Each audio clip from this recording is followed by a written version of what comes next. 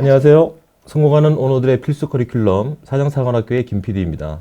오늘은 중소기업 컨설팅 전문가 이영경 프로님 모시고 법인세 절세 전략에 대해서 알아보는 시간 한번 가져보도록 하겠습니다. 안녕하세요, 이 프로님. 안녕하세요. 일단 오늘 준비하신 내용 간단히 소개 좀 부탁드릴게요. 네, 오늘은 법인세 절세 전략에 대해서 이야기 나눠볼 거고요.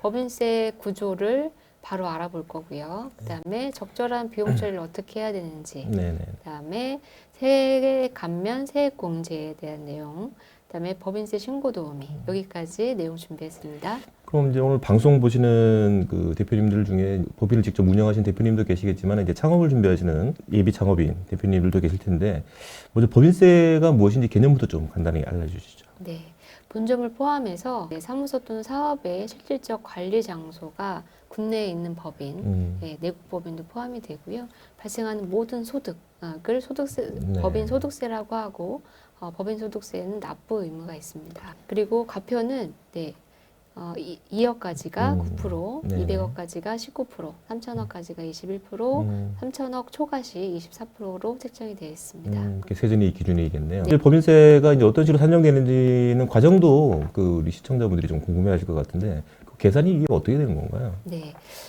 일단 법인세가 어떤 식으로 이제 계산이 되는지를 볼게요. 이 방송을 보고 계신 분들이 연말정산 다 하실 거예요. 네. 그리고 종합소득세 신고도 하실 거고 연말정산 하실 때랑 비슷하다고 보시면 되세요.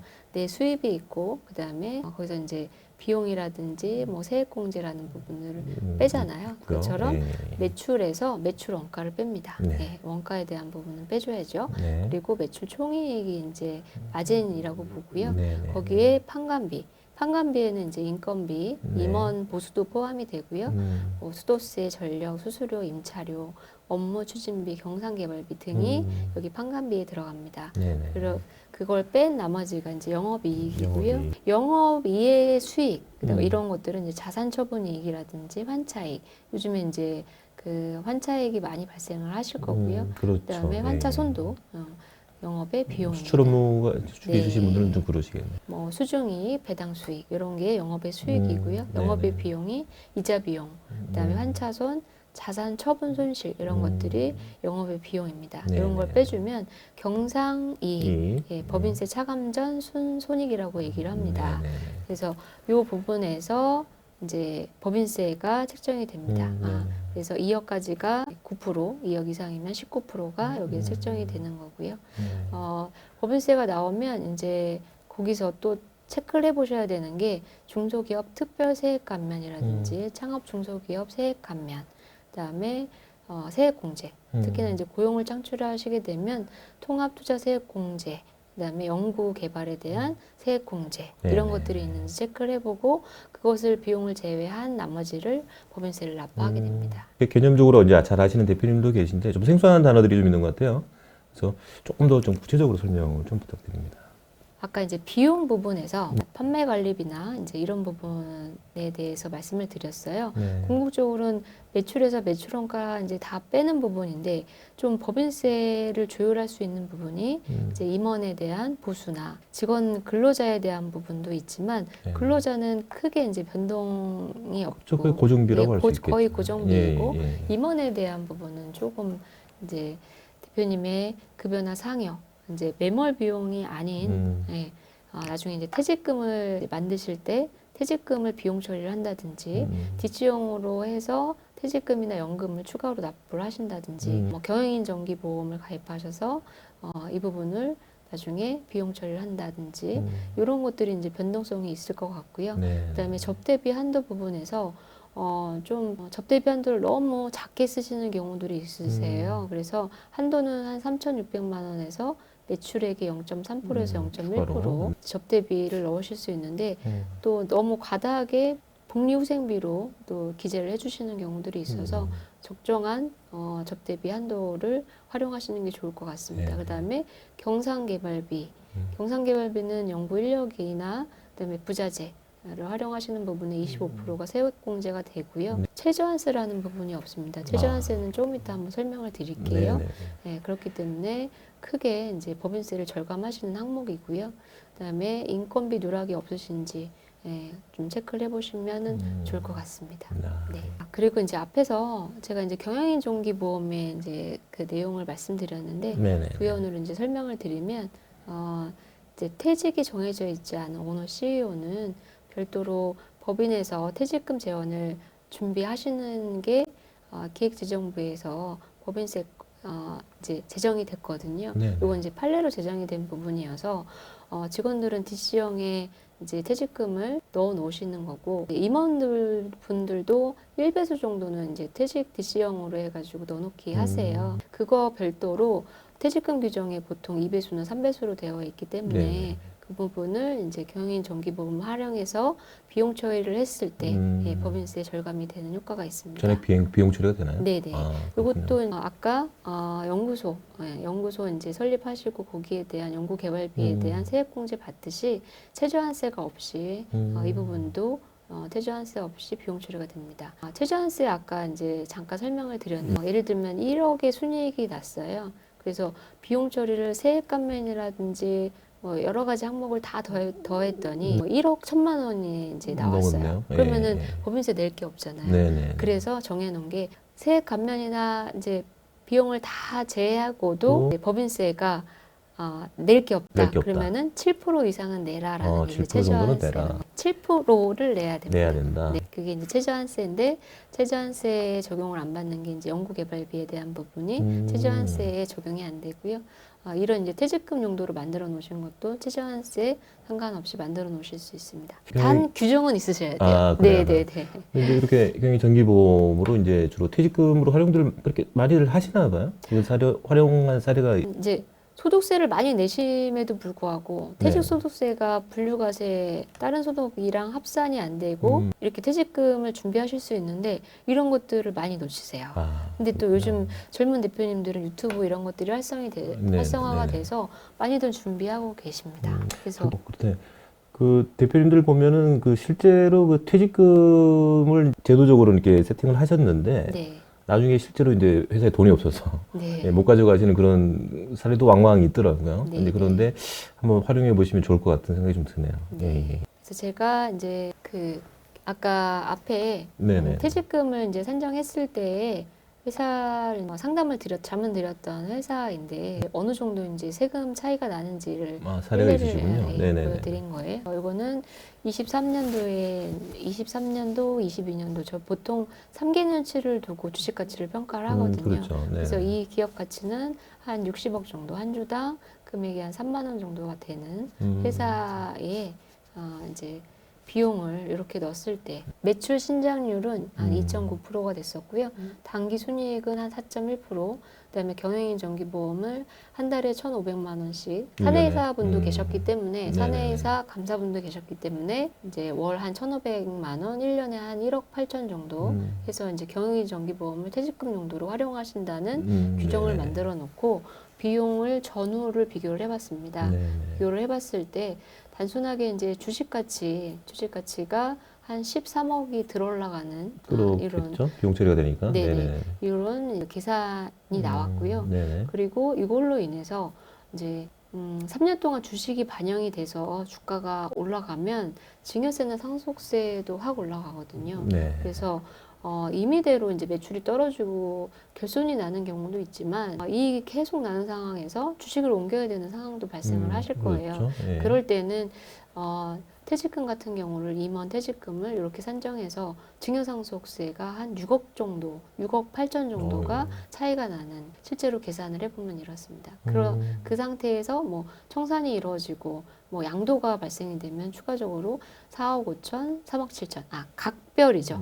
증여상속세가 6억 8천, 청산소득세가 4억 5천, 양도가 이루어졌을 때는 3억 7천 정도가 차이가 나는 사례를 증여상속도 이제 똑같은 상황이 벌어지겠죠.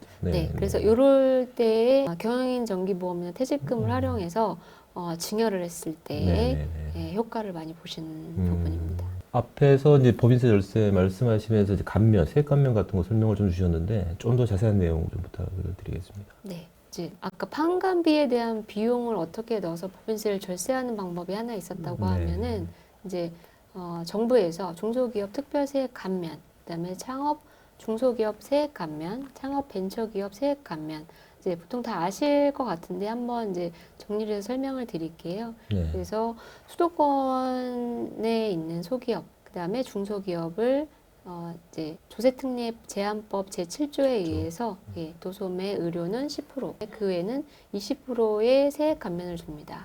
그다음에 수도권 외의 지역은 네, 도소매는 10%, 그 외에는 30%의 세액 감면을 주고, 그다음에 창업 중소기업 감면은 수도권 안에 청년이실 경우에 50%고 청년이 아니시면 해당이 없고요. 수도권 밖에, 과밀 억제 권역 밖에는 청년은 100%, 청년이 아니신 분은 50% 감면을 받으실 수 있고요. 그다음에 26년 세법 개정안은 이게 조금 조정이 되는데 그때 그거는 다시 한번 설명드리고요. 그다음에 창업벤처기업 세액 감면은 창업 후 3년 이내에 벤처 인증 시 받으실 수 있는데 과밀 억제권역 내에 창업을 하시고 만약에 3년 이내에 벤처를 인증받으시게 되면 5년간 법인세 50% 감면에 취득세 75% 감면되시고요. 네. 그다음에 재산세는 3년 동안 100% 감면, 그다음에 2년 동안 50% 감면이 되세요. 자, 이런 것들이 다 이제 더해지면 법인세를 조금 떨구실 수 있습니다. 그러니까 이게 그 사업장, 본점의 어떤 소재지나 네, 대표님의 연령이나 그리고 네, 창업의 여부 이런 것들이 조합들에게 어떻게 되느냐에 따라서 이제 세액 감면이라는 게 굉장히 네, 활용할 폭이 커진다고 보면 되겠네요. 네. 자, 그러면은 세액 감면은 이런 거 아까 뭐 공제나 일반 그런 아까 말씀하신 그런 그 창업 기준이나 이런 지역 조건에 맞지 않은 다른 일반적인 어떤 세액 공제나 감면 소개를 좀. 앞에서는 감면을 설명드렸다고 하면 이제 세액 공제를 말씀드릴게요. 네, 세액 네. 공제도 굉장히 크세요. 그래서 이제 고용을 창출했다는 이런 고용을 유지나 증대에는 세액 공제가 있으시고요. 그다음에 청년, 장애인, 60세 이상 등을 고용했을 때 한 명당 1,450만 원을 세액 공제를 줍니다. 이거는 아까 산출세액에서 공제를 해주는 부분이라서 금액이 큰 거죠. 그 외에 근로자가 증가했을 때 850만 원이 인당 세액 공제를 해줍니다. 그다음에 통합 투자 세액 공제, 연구 인력 개발 세액 공제 부분이 있습니다. 그래서 연구 세액 공제도 연구 인력 개발에 대한 25%를 세액에서 감면해주는 부분이 있기 때문에 굉장히 큰데 유의할 사항은 연구 노트나 보고서 등 사후 관리가 좀 많이 필요한 내용이 있습니다. 그렇군요. 그러니까 지금 아까도 세액 감면, 지금 이제 공제 이렇게 말씀해 주셨는데 조금 이제 혼돈이 되는 것 같아요. 그래서 이거 세액 감면하고 세액 공제 또 정확히 어떤 점에서 다른 건지 조금 네. 간단하게 다시 좀 설명 부탁드립니다. 이제 세액 감면은 산출세액에서 일정률을 네네. 감면해 주는 거예요. 그래서 뭐 창업을 했다라 해서 아예 그 감면을 해주는 거고 세액 공제는 지출 금액의 일정률을 산정해서 세액 공제를 주는 부분입니다. 그리고 또 다른 부분은 감면은 기간 후 신고가 안 되고요. 그다음에 세액 공제는 기간 후에도 경정 뭐 청구나 이런 것들을 통해서 신고를 하시게 되면 경정 내가 통해서. 앞에서 못 받은 것들을 뒤에서 받으실 수 있습니다. 네네. 그다음에 감면은 2월 공제가 안 되는 부분이 있고요. 그다음에 세액 공제는 2월 공제가 가능합니다. 아, 그래서 내가 올해 법인세를 1억 내야 되는데 2억의 세액 공제를 받았다 그러면은 그거를 10년에 나눠서 계속 법인세 감면을 받으실 수 있는 부분이 있으신 거죠. 그러면 세액 감면은 좀 네. 일부 우리 네. 대표님들이 놓치신 부분이 있더라도 네. 세액 공제는 좀 끝까지 꼭 한번 챙겨보시면 좋을 또 자문 다니는 회사들 보면 우리 회사는 잘 하고 있어 하시면서도 고용에 대한 지원금과 이 세액 공제를 또 혼돈하셔서 못 받고 계시는 경우들도 많고요. 그다음에 그렇기 때문에 경정 청구 이걸 신고를 하게 되면 고용이 줄면 다 토해내는 거 아니에요. 이렇게 또 얘기하시는 부분이 있는데 이미 다 산정이 되고 나오는 부분이어서 그렇게 걱정 안 하셔도 되고 또 이렇게 세액 공제를 받으면 또 뭐 세무조사가 나오는 거 아니야? 뭐 이런 또 얘기를 하시는데 권장을 하는 부분입니다. 고용을 창출했고 그 고용을 창출한 기업에게 혜택을 주려고 하는 제도들을 만들어 놓은 거라서 안 하시면 이제 사업장만 손해를 보시는. 또 어떤 대표님들은 이게 그 기장 그 세무대리인, 기장 네. 세무사가 이걸 알아서 다 챙겨주는 걸로 알고 계시는데 어떻게 기장 세무사 이런 거 다 좀 알아서 챙겨주는 편입니까? 어떻습니까? 요즘에는 이제 소프트웨어가 잘 돼 있기 때문에 네. 많이 활용을 하신다고는 하는데 네네. 그래도 이제 기장 한 업체에 너무 이제 개수가 많다 보면 못 챙길 수도 있고요. 네. 그래서 쌍방이 좀 챙겨 보셔야 되지 않을까 쌍방이 싶습니다. 대표님도 좀 아셔야 돼요. 네네.